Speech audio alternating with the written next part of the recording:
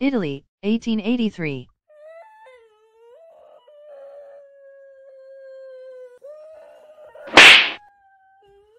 Benito Mussolini was born. His father was a blacksmith and a socialist journalist while his mother was a schoolteacher. His parents were poor, living in a small room with their 3 children, with Benito being a restless and disobedient child. He was moody at home and a bully at the many schools he attended. So aggressive he was that he even stabbed not 1 but 2 pupils with a penknife. But he was also intelligent, and he passed his final examinations without difficulty. He obtained a teaching diploma and for a time worked as a schoolmaster, but soon realized that he was totally unsuited for such work. At the age of 19, he left Italy for Switzerland, and for the next few months, he lived from day to day, jumping from job to job. Meanwhile, he studied philosophers and theorists of different kinds, picking out what appealed to him and discarding the rest.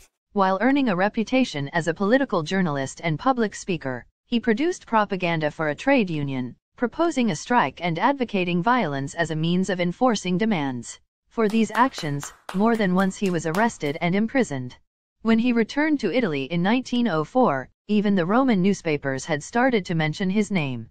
He once again became a schoolmaster, but soon tired of such a wasteful life, he returned to trade union work, to journalism, and to extreme politics, which led yet again to arrest and imprisonment.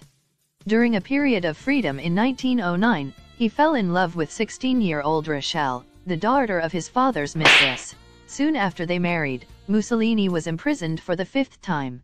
But by then he had become recognized as one of the most gifted and dangerous of Italy's younger socialists.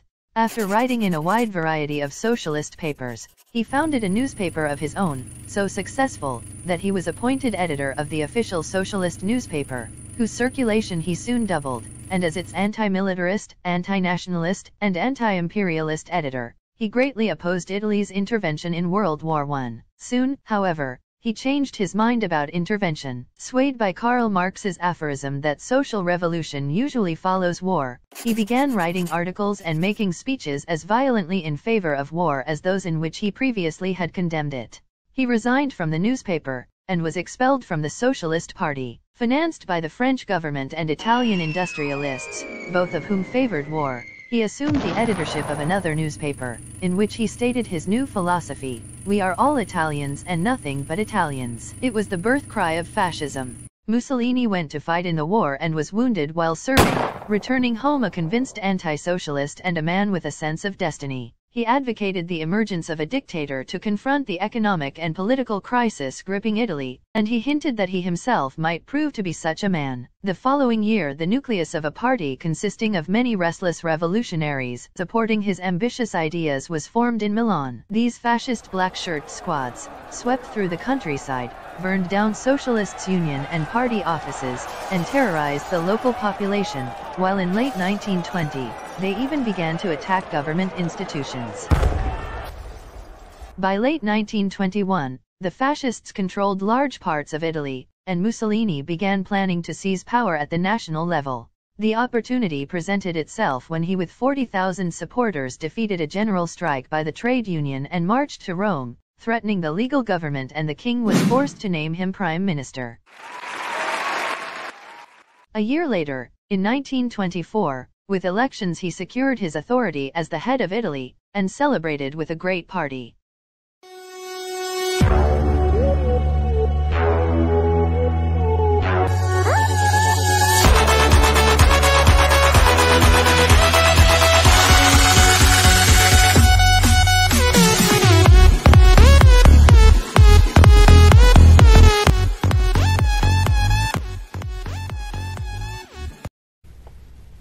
Duce,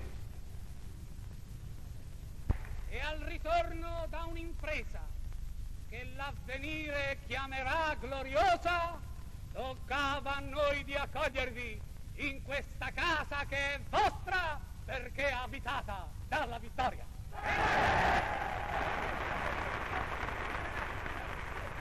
Duce!